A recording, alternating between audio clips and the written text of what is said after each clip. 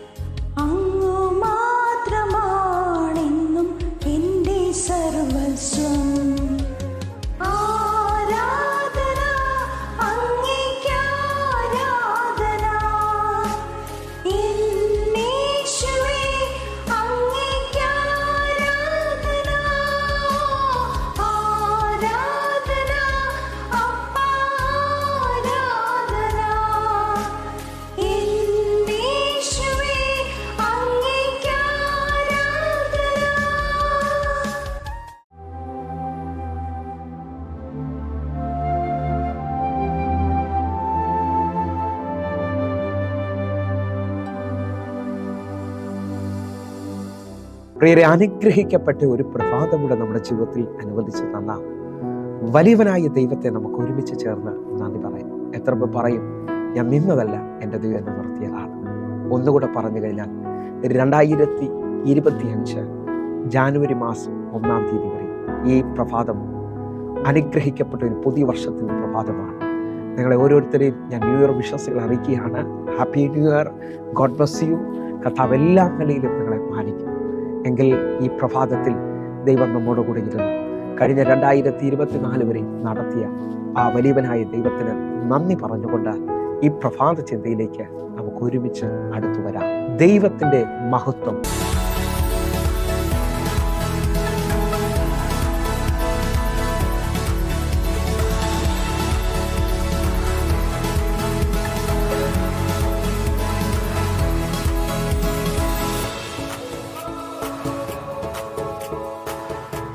പ്രിയരെ, പ്രാരംഭവാക്യത്തിലേക്ക് യേശയ്യാ പ്രവാചകന്റെ പുസ്തകം 42-ാം അധ്യായം അതിൻ്റെ 8-ാമത്തെ വാക്യം. ഞാൻ യഹോവ, അത് തന്നെ എൻ്റെ നാമം. ഞാൻ എൻ്റെ മഹത്വം മറ്റൊരുത്തനും എൻ്റെ സ്തുതി വിഗ്രഹങ്ങൾക്കും വിട്ടുകൊടുക്കുകയില്ല. പ്രിയരെ, ഈ പ്രഭാതത്തിൽ ദൈവം നമ്മോട് ഇടപെട്ട അനുഗ്രഹിക്കപ്പെട്ട വചനത്തിനായി നമുക്ക് ഒരുമിച്ച് ചേർന്ന് ദൈവത്തിന് നന്ദി പറയാം.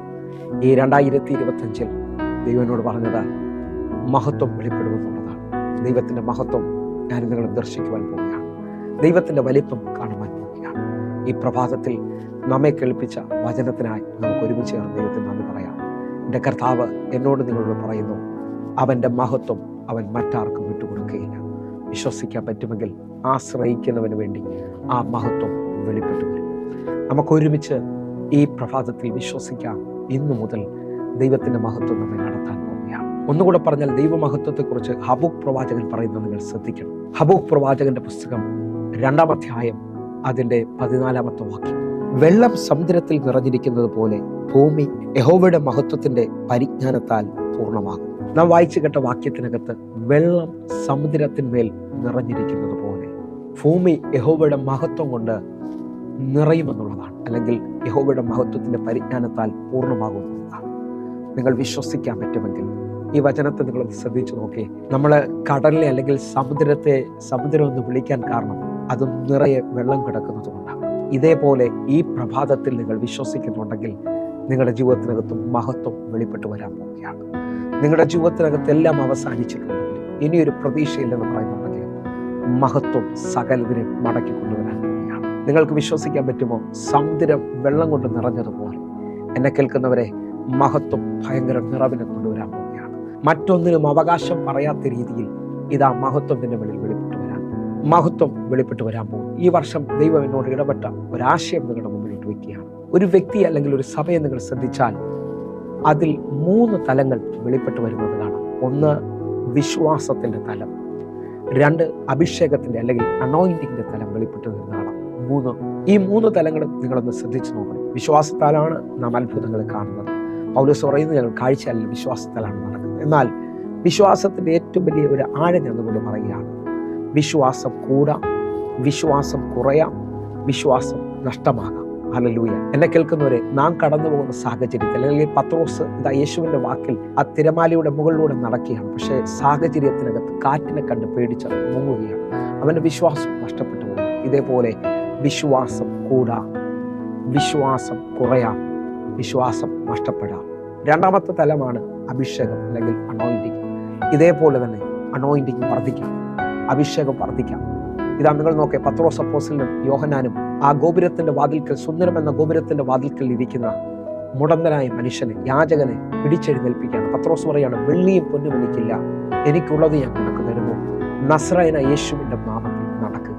എന്നെ കേൾക്കുന്നവരെ, ഇതാ ആ കരത്തിനകത്ത് ആ മുടന്തനായ മനുഷ്യൻ അഭിഷേകത്തിൽ എഴുന്നേറ്റ് വരികയാണ്. അഭിഷേകത്തിന്റെ പ്രത്യേകത കുരുട്ട് കണ്ണുകളെ തുറക്കും, മുടന്തന്മാരെ നടക്കുമാറാക്കും, വലിയ അത്ഭുതങ്ങളെ വെളിപ്പെടുത്തും. പക്ഷേ അഭിഷേകം കൂടാം, അഭിഷേകം കുറയാം, അഭിഷേകം നഷ്ടമാകാം. പഴയ നിയമത്തിൽ ഇസ്രായേലിന്റെ ആദ്യത്തെ രാജാവായ ശൗലിനെ നിങ്ങൾ ശ്രദ്ധിച്ചു നോക്കണം.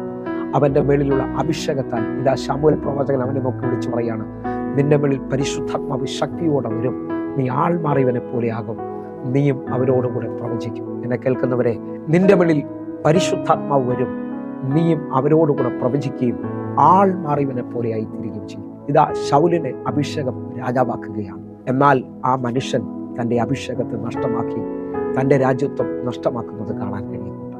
എന്നെ കേൾക്കുന്നവരെ, അഭിഷേകം കൂടാം, അഭിഷേകം കുറയാം, അഭിഷേകം നഷ്ടമാകാം. എന്നാൽ 3ാമത്തെ തലം ഇന്ന് നമ്മുടെ ചിന്തയാണ്. ഇന്നത്തെ നമ്മുടെ ചിന്തയാണ് മഹത്വം. മഹത്വം ഒരിടത്ത് വെളിപ്പെട്ടാൽ അവിടെ ദൈവത്തിന്റെ വലിപ്പം വെളിപ്പെടുന്നു എന്നുള്ളതാണ്. അവിടെ മനുഷ്യൻ ഉയരാൻ കഴിയത്തില്ല. ഈ 2025 മഹത്വം വെളിപ്പെട്ട് വരാൻ പോകുകയാണ്. മഹത്വം കാര്യങ്ങൾ ഏറ്റെടുക്കാൻ പോകുന്നു. എൻ്റെ പ്രാർത്ഥന മുറിയിൽ എൻ്റെ യേശു എന്നോട് പറഞ്ഞു, മഹത്വം കാര്യങ്ങളെ തീരുമാനിക്കും. വിശ്വസിക്കുന്നവരുണ്ടെങ്കിൽ ഈ സമയത്ത്, ഈ പ്രഭാതത്തിൽ പ്രാർത്ഥനയോടെ എൻ്റെ കൂടെ കടന്നു വരണമേ. മഹത്വത്തിന് 3 തലങ്ങളുണ്ട് പ്രിയരെ. 1ാമത്തെ തലം, മഹത്വം ദൈവത്തിന്റെ വലിപ്പത്തെ വെളിപ്പെടുത്തുന്നു, അല്ലെങ്കിൽ മഹത്വം ദൈവത്തെ വെളിപ്പെടുത്തുന്നു. ഞാൻ ആത്മാവിൽ വിളിച്ചു പറയട്ടെ, നിങ്ങളുടെ ജീവിതത്തിനകത്തും ദൈവത്തിന്റെ വലിപ്പം വെളിപ്പെട്ട് വരാൻ പോവുകയാണ്. ശത്രു 430 വർഷം കരയിപ്പിച്ച ഹല്ലേലൂയ ഇസ്രായേൽ മക്കളെ ഇതാ മഹത്വം ചെങ്കടൽ കയറ്റുകയാണ്. ആ ചെങ്കടലിൽ തന്നെ ശത്രുവിനെ മഹത്വം അവസാനിപ്പിക്കുകയാണ്. ഇതാ മോശയോട് പറയുന്നു, ഫറവോനും അവന്റെ സൈന്യത്തിനും എൻ്റെ മഹത്വത്തിന് വെളിപ്പെടുത്തി കാണിക്കും. നിങ്ങൾ നോക്കണേ, ആ കാലഘട്ടത്തിൽ ഏറ്റവും വലിയ സാമ്രാജ്യമാണ് ഫറവോനിയ സാമ്രാജ്യം, അല്ലെങ്കിൽ മിസ്രൈമ്യ സാമ്രാജ്യം. അവന്റെ കരുത്തിനെ ദൈവത്തിന്റെ മഹത്വം തകർത്ത് കളയാണ്. നിങ്ങൾ എത്ര പേർ എൻ്റെ കൂടെ ചേർത്തുകൊണ്ട് പറയും, മഹത്വം വലിയ നന്മകളെ കൊണ്ടുവരും. ഹല്ലേലൂയ. ഇതാ മഹത്വം ദൈവത്തിന്റെ വലിപ്പത്തെ വെളിപ്പെടുത്തുകയാണ്. 2ാമത്തെ തലം എന്ന് പറയുന്നത്, മഹത്വം നമ്മുടെ ജീവിതത്തിൽ ഈസിയായി അത്ഭുതങ്ങളെ അല്ലെങ്കിൽ നന്മകളെ വെളിപ്പെടുത്തും. നിങ്ങൾ ശ്രദ്ധിച്ചു നോക്കുക, കാനാവിലെ കല്യാണ വീട്ടിൽ വെളിപ്പെട്ട വീഞ്ഞിനെ കുറിച്ച് ആ വിരുന്നു വഴി പറയാണ്, എൻ്റെ ലൈഫിൽ ഞാൻ ഇതേപോലൊരു വീഞ്ഞ് രുചിച്ചു നോക്കിയിട്ടില്ല. നിങ്ങൾക്ക് എത്ര പേർക്ക് വിശ്വാസം പറയാൻ പറ്റും? ആ വീട്ടിലെ ഇല്ലായ്മകളിൽ നിന്ന് യേശു കർത്താവ് പച്ചവെള്ളത്തെ വീഞ്ഞാക്കുകയാണ്. അതാ മാസങ്ങൾ വർഷങ്ങൾ കൊണ്ട് എടുക്കേണ്ട വീഞ്ഞിനെ എൻ്റെ കർത്താവ് വാക്കുകൊണ്ട് പച്ചവെള്ളത്തെ വീഞ്ഞാക്കുകയാണ്. നിങ്ങളുടെ ജീവിതത്തിനകത്തും മാസങ്ങൾ വർഷങ്ങൾ നഷ്ടപ്പെട്ടു പോയത് എൻ്റെ ദൈവത്താൽ എഴുന്നേറ്റ് വരാൻ പോവുകയാണ്. എൻ്റെ ദൈവത്താൽ അത് ചലിക്കുവാൻ പോവുകയാണ്. ഈ പ്രഭാതത്തിൽ വിശ്വസിക്കാമെങ്കിൽ അറിയാം, നഷ്ടങ്ങൾ മാത്രം കണ്ട ചിലരുണ്ടാകാം, എന്നാൽ ദൈവത്തിന്റെ വലിപ്പം നീ കാണാൻ പോവുകയാണ്. ദൈവത്തിന്റെ വലിപ്പം നീ കാണാൻ പോവുകയാണ്. 4 ദിവസമായി മാറ്റം വെച്ച ലാസറിന്റെ കല്ലറയ്ക്കൽ മഹത്വം വെളിപ്പെടുകയാണ്. ലാസറിന്റെ സഹോദരിയായ മാർത്തയോട് പറയാണ്, വിശ്വസിച്ചാൽ നീ മഹത്വം കാണും എന്ന് പറഞ്ഞാൽ എത്ര അവസാനിച്ചതിനെയും എത്ര തീർന്നതിനെയും ഇതാ മഹത്വം എഴുന്നേൽപ്പിച്ചു കൊണ്ടുവരുന്നു. നിന്റെ ജീവിതത്തിനകത്ത് ഈസിയായി ചില വാതിലുകൾ തുറക്കാൻ പോകുന്നു. ദൈവത്തിന്റെ ഭയങ്കരമായ പ്രവൃത്തി വെളിപ്പെട്ട് വരാൻ പോകുകയാണ്. നിങ്ങൾ വിശ്വസിക്കുന്നവരാണെങ്കിൽ ഈ പ്രഭാതത്തിൽ നിങ്ങൾ മഹത്വത്തെ സ്വീകരിക്കണം. മഹത്വം വെളിപ്പെടുകയാണ്. 3ാമത്തെ തലമാണ് മഹത്വം ദൈവത്തിന്റെ സൗന്ദര്യത്തെ കൊണ്ടുവരും, അല്ലെങ്കിൽ ബ്യൂട്ടിയെ വെളിപ്പെടുത്തും. നിങ്ങൾ സ്വീകരിക്കാൻ പറ്റുമെങ്കിൽ സ്വീകരിച്ചോണം. മഹത്വം ദൈവത്തിന്റെ സൗന്ദര്യത്തെ കൊണ്ടുവരികയാണ്. ഇതാ ലാസർ നാറ്റം വെച്ചു എന്ന് സഹോദരിമാർ പറയുന്നു, എല്ലാം അവസാനിച്ചു എന്ന് പറയുന്നു. പക്ഷേ ആ വാക്കിനകത്ത് ലാസർ ജീവിച്ചെഴുന്നേറ്റ് ഏറ്റവും സൗന്ദര്യമുള്ളവനായി പുറത്തു വരികയാണ്. ഹല്ലേലൂയ. അവന് യാതൊരു കുറവുണ്ടായി കാണുന്നില്ല. മഹത്വമാണ് ആദിമ മനുഷ്യനെ സൃഷ്ടിച്ചത്. ഹല്ലേലൂയ.